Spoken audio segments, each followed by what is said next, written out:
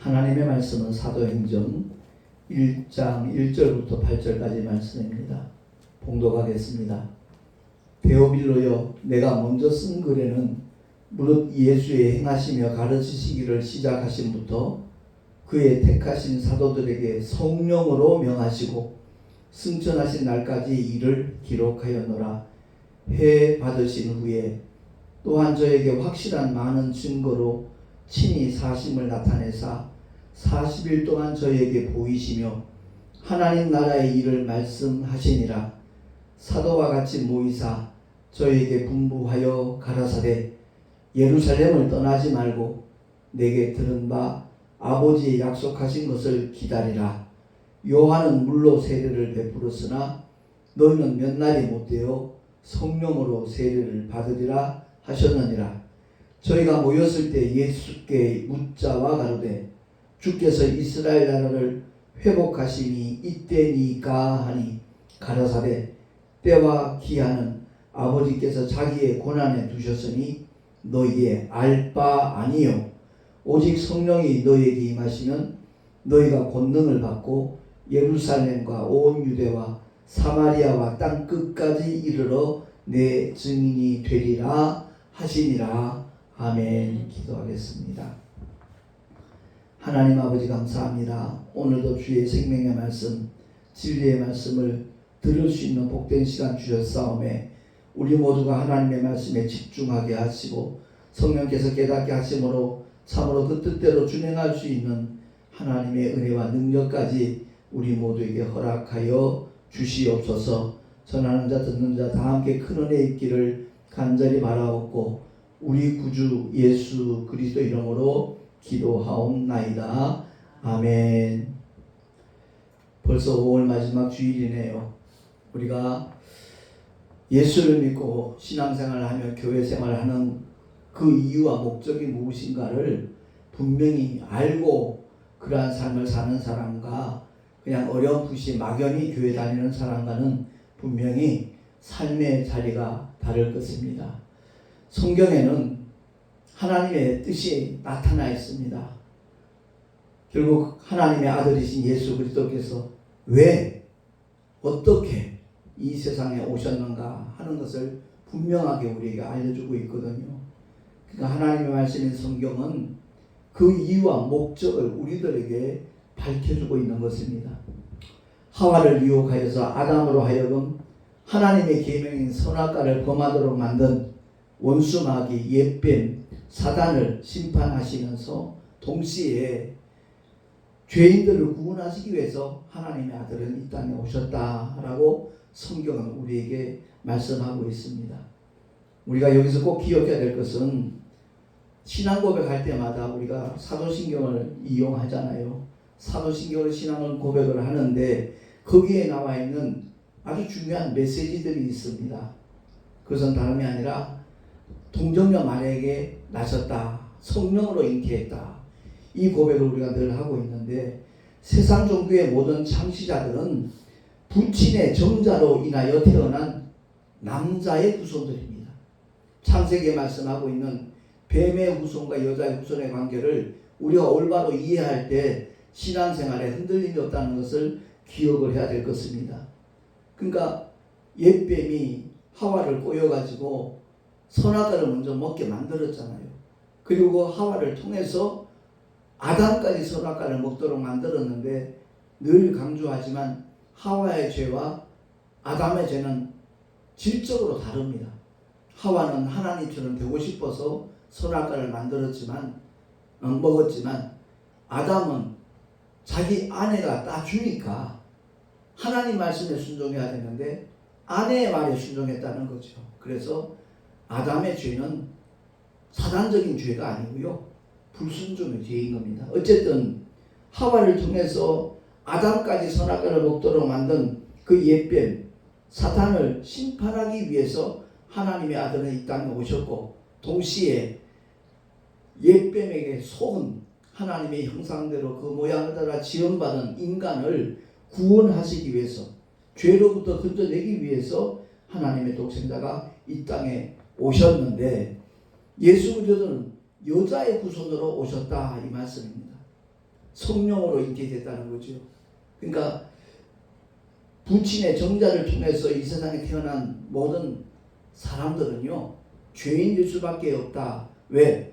아담의 원죄가 그대로 유전되기 때문이다 하는 것을 베드로전서 2장을 통해서도 말씀을 하고 있거든요. 그렇습니다.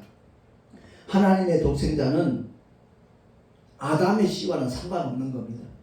여자의 태를 빌려서, 동정의 태를 빌려서 하나님의 독생자가 이 땅에 오셨다는 거죠. 말씀이신 하나님, 영이신 하나님이 결국 그 여자의 후손으로 이 땅에 오셨기 때문에 선악과를 범했을 때 하나님의 징계가 선언됐잖아요. 그건 다름이 아니라 여자의 후손과 아담의 뱀의 후손과의 관계입니다. 뱀의 후손은 여자의 후손의 발꿈치를 상하지만 여자의 후손은 뱀의 머리를 상하게 될 것이다. 이 말씀이 바로 최초의 복음, 원시 복음이라고 우리는 그렇게 일컫고 있습니다. 그래서 예수 그리스도께서 이 땅에 오셔서 공생기간 마치고 난 다음에 맨 마지막 순간 십자가에 달려 죽으시잖아요. 십자가에 달려 죽으시는 그것이 바로 뱀의 후손이 고작 여자의 후손을 그 발꿈치를 상하게 하는 정도밖에 안 된다는 것을 성경은 우리에게 알려주고 있는 겁니다. 그러니까 십자가에 못 박혀 죽임으로 말미암아 뱀의 후손이 자기가 완전히 승리한다라고 생각을 했지만 결코 그것이 아니라 죽으신 후에 사흘 만에 부활하심으로 말미암아 뱀의 후손의 머리를 완전히 박살낸 사건이 바로 주님의 십자가의 죽음과 부활이라는 것을 우리 모두 깨달을 수 있기를 예수 이름으로 축원합니다. 이 진리를 아는 사람과 모르는 사람은요, 세상 종교와 별 차이가 없어요. 세상의 모든 종교는 부활을 약속하고 있지 않습니다. 그 모든 창시자들은 자기 부모에 의해서 이 세상에 태어난 남자의 후손들에 불과하다는 겁니다. 그러니까 남자의 후손이라는 말은 역시 죄인의 신분으로 태어났기 때문에 그들은 결코 어느 누구도 구원할 수 있는 자격도 능력도 갖추지 않았다는 것을 성경은 우리에게 대변하고 있는 겁니다. 그러니까 신앙 고백을 할 때 그 의미를 알고 우리가 사도신경을 활용을 해야 된다는 것을 분명하게 잊지 말았으면 좋겠습니다. 2000년 전 뱀의 후손 대제사장과 장로들과 그 유대교의 지도자들, 그들이 여자의 후손인 예수를 십자가에 못 박도록 그렇게 조명을 했잖아요. 그래서 빌라도가 아무리 봐도 십자가에 못 박힐 이유가 없다라고 생각을 하니까 나는 그에 대해서 죄를 찾지 못했다라고 말하지만 유대인들이 고함을 치잖아요. 십자가에 못 박으소서, 못 박으소서, 못 박으소서. 그들은 그 순간 뱀의 후손의 역할을 하는 거예요. 그래서 결국 빌라도가 예수를 그들에게 내놓지요. 그 정확한 판단을 했다라면 우리가 신앙 고백할 때마다 본디오 빌라도에게 고난을 받으사라는 그 고백은 하지 않았을 겁니다. 그런데 한순간의 판단착오와 그냥 분명한 태도를 갖지 못한 빌라도는 예수를 믿는 모든 사람들에게 그와 같은 고백의 비난을 듣는 것이죠. 본디오 빌라도에게 고난을 받으사. 우리가 신앙생활 할 때 하나님의 뜻이다 싶으면 거기에 목숨 걸어야 돼요. 어떤 비난이 있다 할지라도 하나님의 말씀에 목숨 거는 사람은 하나님으로부터 인정받을 뿐만 아니라 그날에 정말 귀한 상급의 주인공이 된다는 것 우리 모두 기억할 수 있기를 바랍니다. 그래서 고린도전서 1장 18절을 통해서 사도 바울은 이와 같이 선언하고 있잖아요. 한번 합독하겠습니다. 시작. 십자가의 도가 멸망하는 자들에게는 미련한 것이요 구원을 얻는 우리에게는 하나님의 능력이라. 아멘. 그래요. 생명과 부활의 산 소망을 안겨주는 것이 바로 십자가의 도다 하는 것을 사도 바울은 선포하고 있습니다.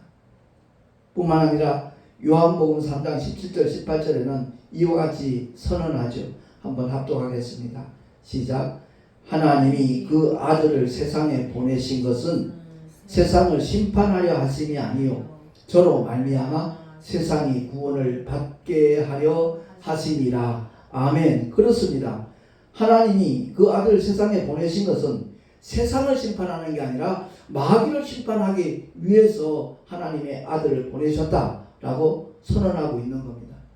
오히려 그 십자가의 사건을 통하여 죄 가운데 빠져있던 마귀에 속았던 인생들을 하나님께서는 구원하시기 위하여 독생자를 이 땅에 보내셨다라는 사실입니다.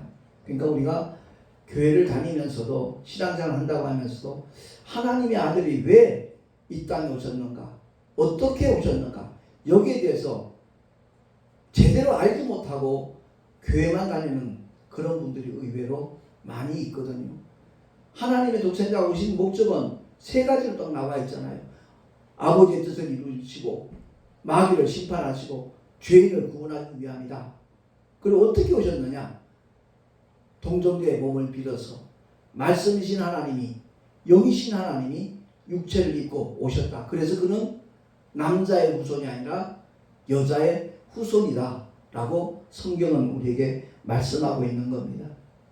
그러니까 하나님의 아들이 이 땅에 오신 목적, 그 세 가지가 분명한데, 아버지의 뜻 이루시고 마귀 심판하시고 죄인을 구원하시기 위함인데, 궁극적으로 우리가 알아야 될 사실이 있는 겁니다. 그것은 다름이 아니라 거룩하신 하나님의 성령, 진리의 영 보혜사 성령 하나님을 우리에게 보내시기 위해서 바로 예수께서 이 땅에 오셔서 공생애를 거치고 그야말로 십자가에서 피 흘려 죽으시고 사흘 만에 부활하셨다는 것, 그것이 바로 하나님의 아들이 이 땅에 오신 궁극적인 목적이다 하는 것을 우리가 알아야 돼요. 지난주에 참된 스승과 지도자에 대해서 말씀을 전하였는데, 사실 지난 주일이 성령 강림절이었거든요. 성령이 최초로 이 세상에 임하신, 구원받은 성도들에게 임하신 가장 큰 축제의 날이기도 합니다. 그러니까 성령께서 오신 목적이 무엇인가, 그것을 우리가 분명히 알고 믿음의 길을 걸어가야 된다는 사실입니다. 성령께서 함께 하시지 아니하면 주를 시인하지도 못해요. 예수를 주라 시인할 수가 없어요.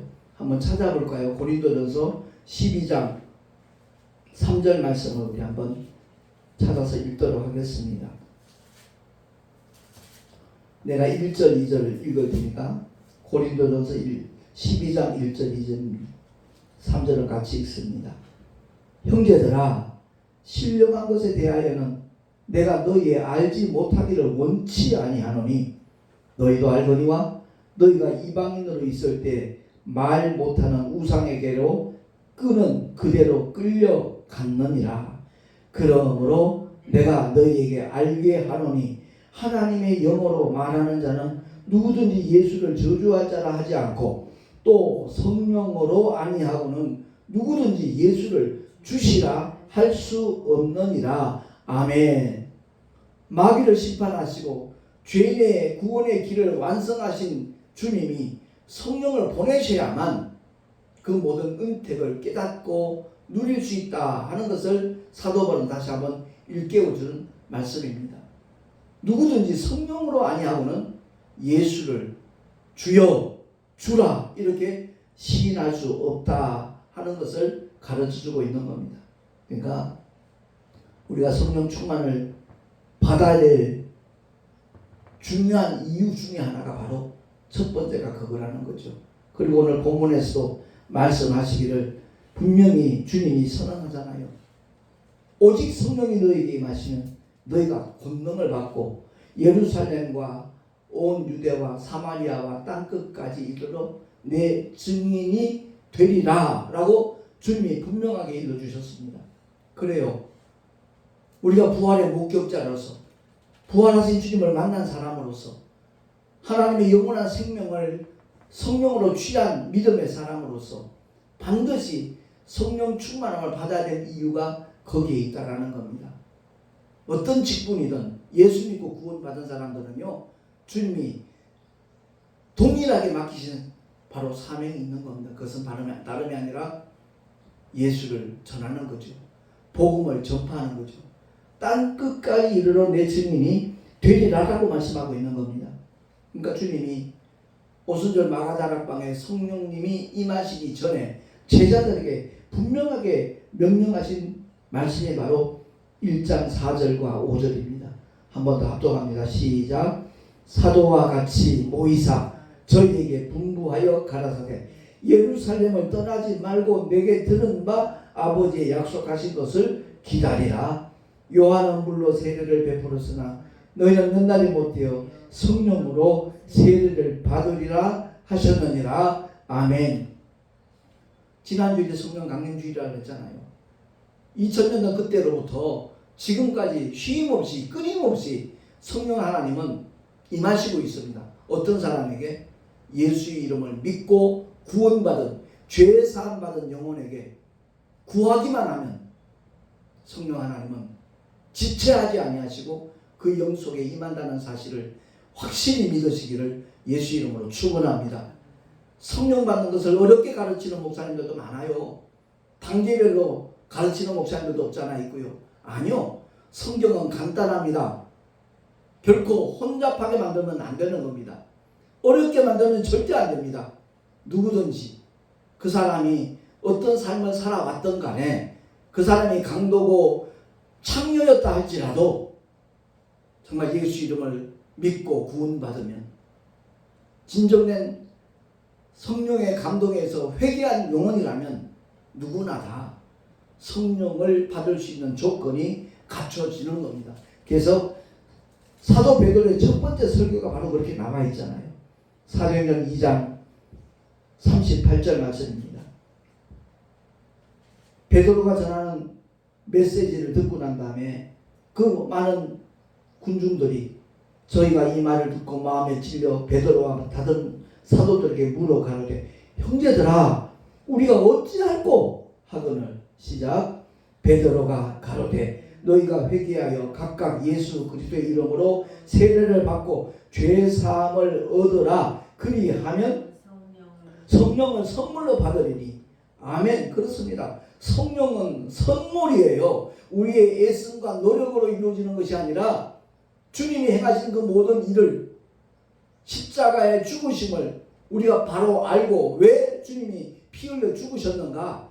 아담의 원죄를 위시하여 우리의 모든 죄를 사해 주시기 위하여 주님이 죽으셨다라는 그 사실을 믿고 인정하는 모든 자들에게는 성령을 선물로 주신다라고 성경은 우리에게 분명하게 말씀을 하고 있는 겁니다. 그래요. 베드로도 같은 맥락으로 말씀하고 있거든요. 베드로전서 1장 18절 말씀 19절 말씀까지 우리 한 목소리로 다시 한번 합독을 하겠습니다. 신약성경 378쪽 베드로전서 1장 18절 19절 시작. 너희가 알거니와 너희 조상의 유전한 망령된 행실에서 구속된 것은 은이나 금같이 없어질 것으로 한 것이 아니요 오직 흠없고 점없는 어린 양 같은 그리스도의 보배로운 피로 한 것이니라. 아멘. 그렇습니다. 그는 창세전부터 미리 알리신 바 된 자지만 이 말씀이 너희를 위하여 나타나신 바 되었다. 너희는 저를 죽은 자 가운데서 살리시고 영광을 주신 하나님을 그리스도로 말미암아 믿는 자니 너희 믿음과 소망이 하나님께 있게 하셨느니라. 이어서 말씀하기를 너희가 진리를 순종함으로 너희 영혼을 깨끗하게 하여 거짓이 없이 형제를 사랑하기에 이르렀으니 마음으로 뜨겁게 피차 사랑하라. 너희가 거듭난 것이 썩어질 씨로 된 것이 아니요 썩지 아니할 씨로 된 것이니 하나님의 살아있고 항상 있는 말씀으로 되었느니라. 아멘. 베드로의 선언과 똑같은 거예요. 바울 선언과 다름 아니라 우리의 행위가 아니라는 거죠. 하나님의 독생자 이름을 믿음으로 말미암아 그가 왜 십자가에 피 흘려 죽으셨는가? 그 이유와 목적을 분명히 알고 그야말로 주님을 나의 구주로 나의 왕으로 나의 하나님으로 영접합니다 고백하는 모든 사람들마다 단번에 그 영혼이 깨끗하고 거룩한 영혼이 될 뿐만 아니라, 그렇기 때문에 성령 하나님은 임하실 수 있는 조건이 갖춰진 거예요. 그래서 성령을 선물로 받으리니 라고 베드로가 메시지를 전한 겁니다.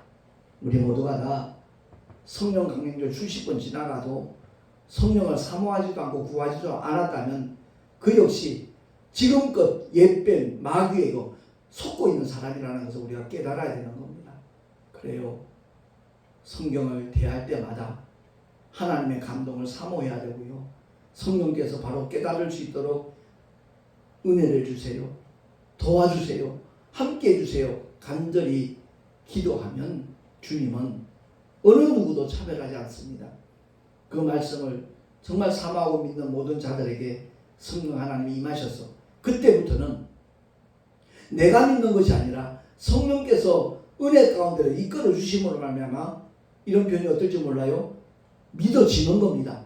하나님의 말씀이 믿어지기 시작하는 겁니다. 그러면 그 사람은요 두려울 게 없어요. 불안할 게 없어요.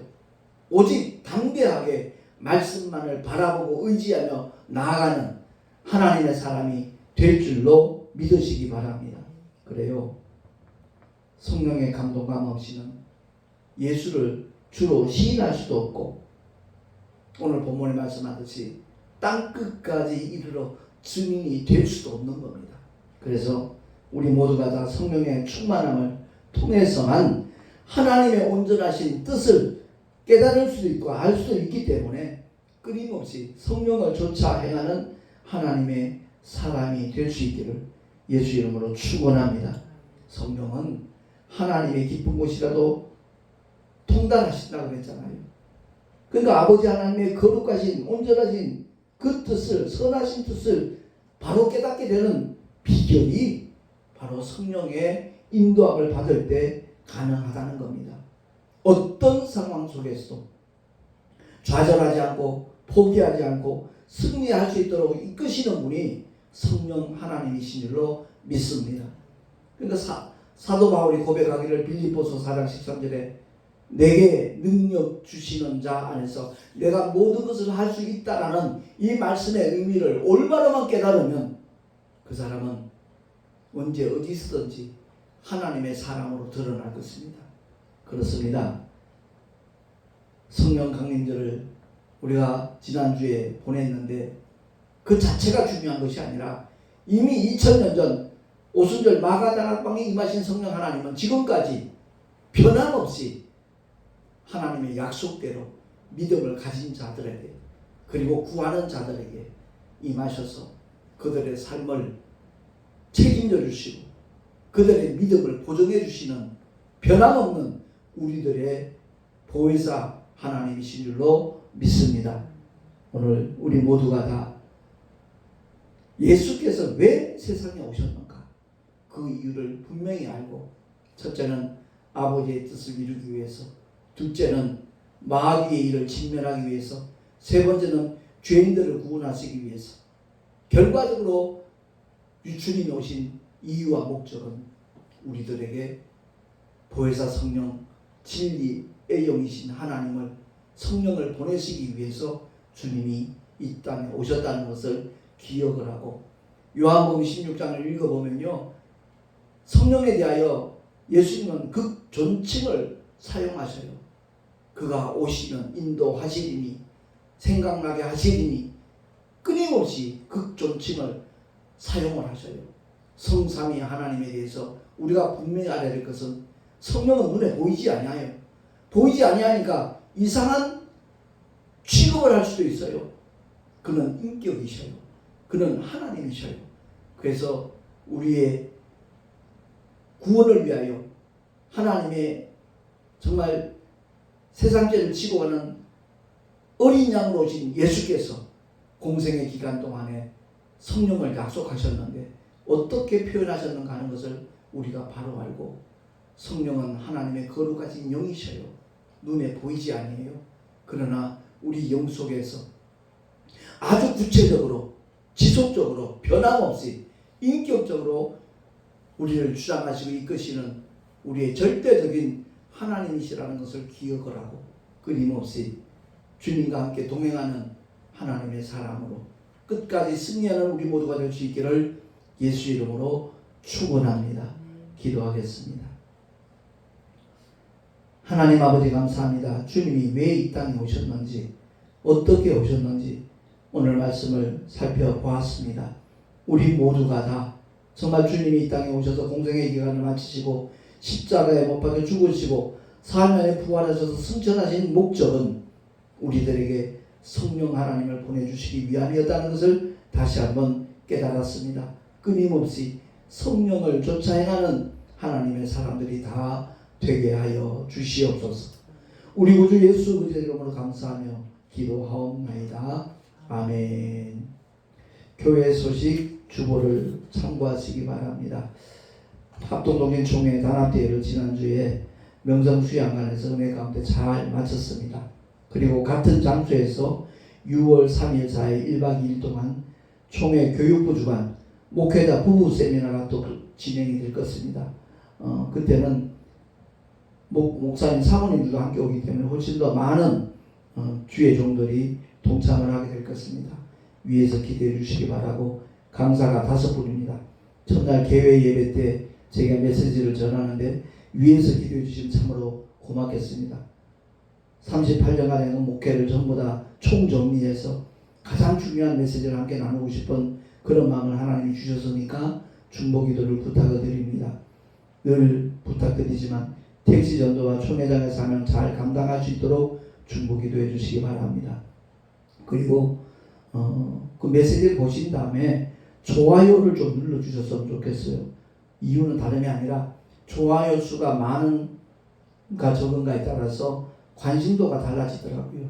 그래서 기왕이면 하나님의 생명의 말씀을 많은 분들이 함께 공유할 수 있도록 그렇게 해주시면 대단히 고맙겠습니다. 드린 예물 위하여 기도하고 축도로 예배를 마치도록 하겠습니다. 하나님 아버지 감사합니다. 주님을 예비하며 우리의 마음을 담아 주님을 향한 사랑의 고백으로 또한 믿음의 고백으로 11조와 헌물을 드렸습니다. 주님 기쁘시게 흠양하여 주시고 하나님의 뜻이 이루어지는 일에 아름답게 쓰여질 수 있는 은혜까지 허락하여 주시옵소서. 드린 손길들마다 복에 복을 더하시고 은혜 위에 은혜를 더하여 주시옵소서.